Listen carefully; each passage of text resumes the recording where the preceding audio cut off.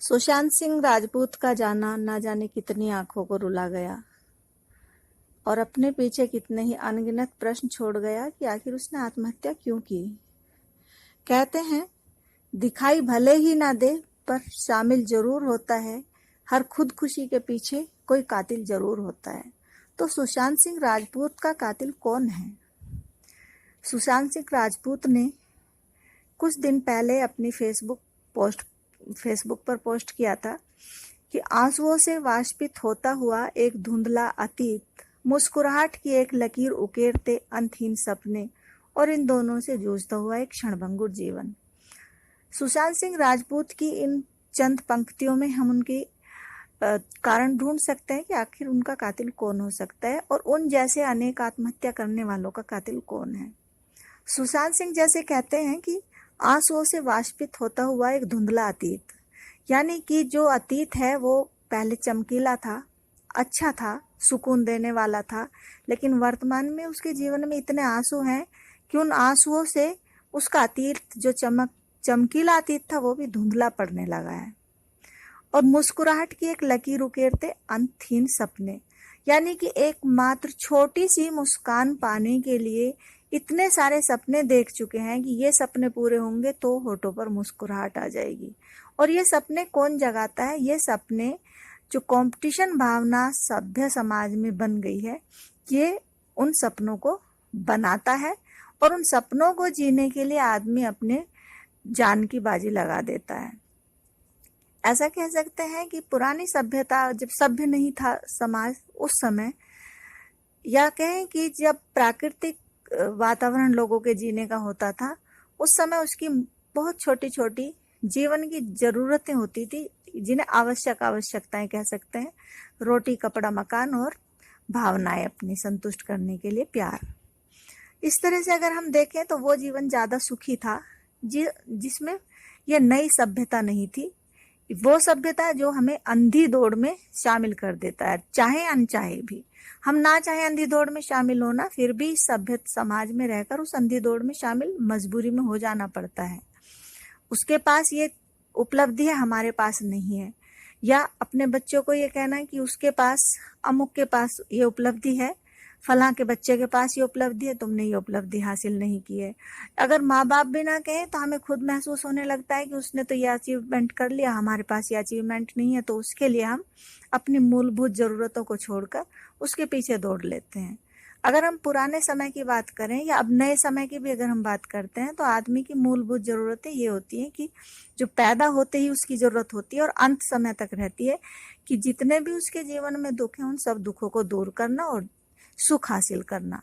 या ये कह सकते हैं कि दुख का अभाव सुख का भाव बन जाता है। अगर दुख नहीं है तो सुख ऑटोमेटिक हो जाएगा। उस दुख को दूर करने के लिए चाहे निर्धन हो या धनी हो या पढ़ा लिखा हो या अनपढ़ हो, हर आदमी उस दुख को दूर करने के पीछे लगा रहता है कि दुख दूर हो जाए और उसके जीवन में सुख आ जाए। लेकिन इस सभ्य समाज ने सफलता के कुछ ऐसे पैमाने निश्चित कर दिए हैं कि दुख उसे नहीं भी है तो भी उसे एक्स्ट्रा सुख चाहिए होता है और उस एक्स्ट्रा सुख पाने के लिए वो संधि दौड़ में शामिल हो जाता है। और बाद में धीरे धीरे पता चलता है कि जिसको वह सुख मान रहा था या जिस एक्स्ट्रा सुख के पीछे वो अंधी दौड़ दौड़ रहा था, वहां सुख है ही नहीं, खोदा पहाड़ निकली चुईया। यानी कि कंपटीशन की भावना आदमी के जीवन का सुख धीरे धीरे छीन रही है। अगर इस कंपटीशन की भावना को छोड़कर हम दूसरों को भी सुख दें, जियो और जीने दो, खुद भी सुख से रहें, दूसरों को भी सुख दें, ना दूसरों को दुख दें और ना ही खुद एक आधारहीन सुख की तलाश में भटकते फिरें। जो मूलभूत जरूरतें हैं उन्हें पूरा करें, यानी कि इच्छाओं को कम रखें और सुखी रहें। गौतम बुद्ध का भी यही है कि इच्छाओं को कम रखो और सुखी रहो। जितनी ज्यादा इच्छाएं होती हैं, जो अभी सुशांत सिंह ने भी इसमें लिखा कि मुस्कुराहट की एक लकीर उकेरते अंतहीन सपने, यानी कि वो सपने आप देखते रहे जिनका कभी अंत ही नहीं होगा। आज एक छोटा सपना है, वो पूरा होगा तो कल दूसरा बड़ा सपना आप देखने लगते हैं। तो जो गौतम बुद्ध कहते हैं कि आपकी जितनी इच्छाएं सीमित होंगी उतनी ही आपको दुख कम होंगे। गीता भी, भगवत गीता भी यही कहती है कि कर्म करो, फल की इच्छा मत रखो। यानी कि जीवन में कर्म करते रहो, फल तो जैसा भी आप कर्म करेंगे वैसा मिलेगा ही मिलेगा। और कर्म करो, फल की इच्छा मत रखो। यही गौतम बुद्ध ने भी कहा कि आपकी जो अनंत इच्छाएं हैं वही आपको कष्ट देती हैं, और जब वे इतनी इच्छाएं हो जाती हैं कि उनकी पूर्ति संभव नहीं हो पाती है तो आप अंदर से टूट जाते हैं, सूक्ष्म शरीर आपका असंतुष्ट होने लगता है और फिर आप आत्महत्या करने लगते हैं। जब बच्चा पैदा होता है उसके सपने नहीं होते, उसका सपना सिर्फ माँ की गोद और पेट भरने के लिए दूध चाहिए होता है।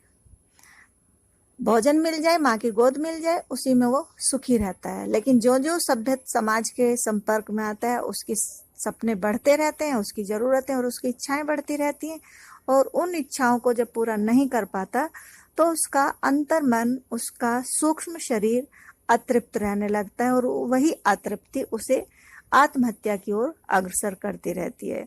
और आत्महत्या की तरफ बढ़ता बढ़ता वो उस स्थिति तक पहुंच जाता है कि उसका सूक्ष्म शरीर इस स्थूल शरीर को ढोने में पूरी तरह असमर्थ महसूस करने लगता है, और उसको अपना जीवन इस दुनिया में निरर्थक लगने लगता है।